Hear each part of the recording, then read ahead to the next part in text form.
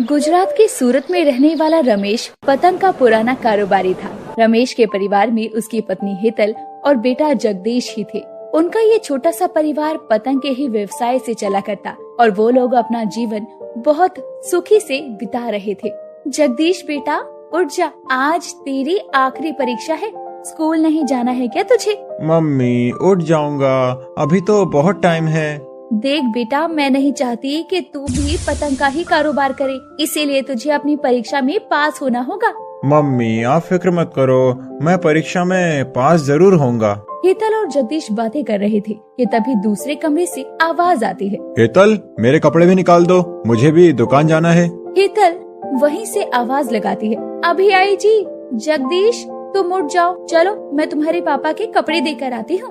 ठीक है मम्मी, उठ रहा हूँ। ऐसा बोलते ही हेतल तो वहाँ से चली जाती है और जगदीश अपने स्कूल के लिए तैयार हो जाता है।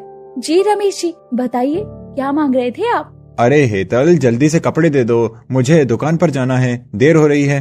अभी तो सिर्फ 7 बजे हैं, आपको इतनी जल्दी क्यों हो रही है? अरे तुम नहीं जानती, बाजार में कितना कंपटीशन है, टाइम से दुकान खोलूंगा तभी तो बिक्री होगी। अच्छा ठीक है, ये लीजिए आपके कपड़े। हेतल रमेश को कपड़े देकर वहाँ से चली जाती है और रमेश तैयार होकर दुकान के लिए निकलता है और जगदीश अपने एग्जाम के लिए। रमेश अपनी दुकान के पास पहुँचता है तो देखता है कि उसके सामने भी एक पतंग की दुकान लग चुकी है। उस दुकान को देखकर उसे बिल्कुल अच्छा नहीं लगता, क्योंकि वो जानता था कि दूसरी पतंग की दुकान खुलने से उसके कारोबार में फर्क तो पड़ेगा ही। तभी रमेश का एक दोस्त उसके पास आकर बोलता है, और रमेश भाई कैसे हो? मैं तो ठीक हूँ, तुम बताओ तुम कैसे हो? मैं भी ठीक हूँ। आपको पता है आपके सामने भी पतंग की ही दुकान खुली है। हाँ जानता हूँ, पर ये दुकान किसने खोली है? कोई बाहर शहर के व्यापारी लग रहे हैं, अजय विजय नाम है दोनों भाइयों के। सुनने में आया है कि बहुत नए नए पतंग और नया नया मांझा लेकर आए हैं अपने शहर सूरत से बेचने के लिए। अच्छा, ये तो अच्छी बात है कि सूरत में भी बाहर के पतंग वाले व्यापार करने आए हैं। रमेश भाई आपके कारोबार में तो इसका बहुत फर्क पड़ने वाला है। कैसा फर्क? सब अपने अपने नसीब का कमाते हैं, कोई किसी का नसीब नहीं चुरा सकता। ये बात तो सही बोल रहे हो तुम रमेश भाई।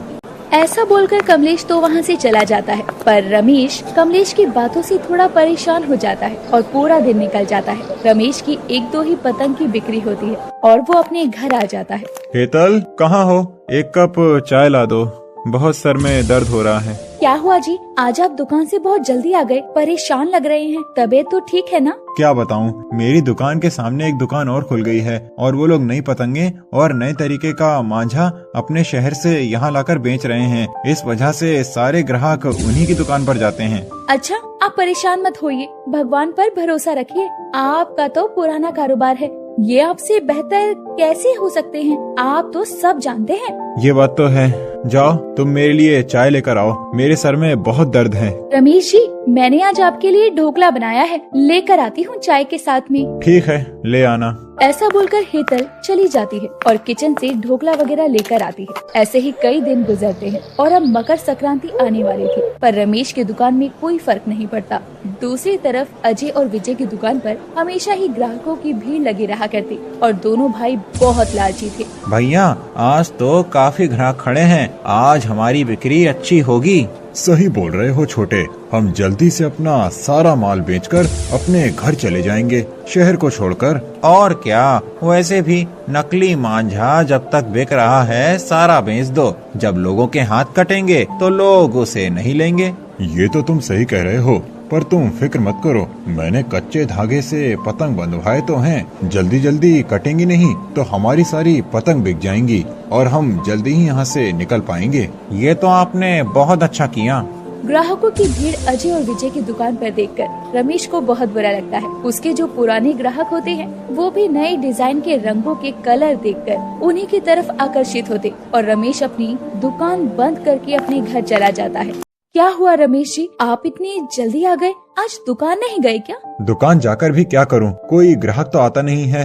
मुझे तो लगता है अब हमें शहर को छोड़कर जाना पड़ेगा। आप ऐसा क्यों बोल रहे हैं? आप कहाँ जाएंगे? तो तुम ही बताओ मैं क्या करूं। मेरे सामने जो दुकान खुली है वो लोग कच्चे धागे की पतंग सस्ते दामों में बेच रहे हैं और उनका मांझा भी प्लास्टिक वाला है। पर लोगों को तो उनके नए डिजाइन पसंद आ रहे हैं। हितल और रमेश बातें कर रहे थे कि तभी वहाँ जगदीश आता है, उन दोनों की सारी बातें सुन लेता है और बोलता है, पापा आपको भी अपनी पतंग के डिजाइन चेंज करना चाहिए। जगदीश बिल्कुल सही बोल रहा है, आपको भी अपने डिजाइन चेंज कर लेने चाहिए। प्लास्टिक का मांझा बाहर शहर से मंगवा लेना चाहिए। अच्छा, तुम चाहती हो मैं भी लोगों के साथ खिलवाड़ करूं, उन्हें धोखा दूं?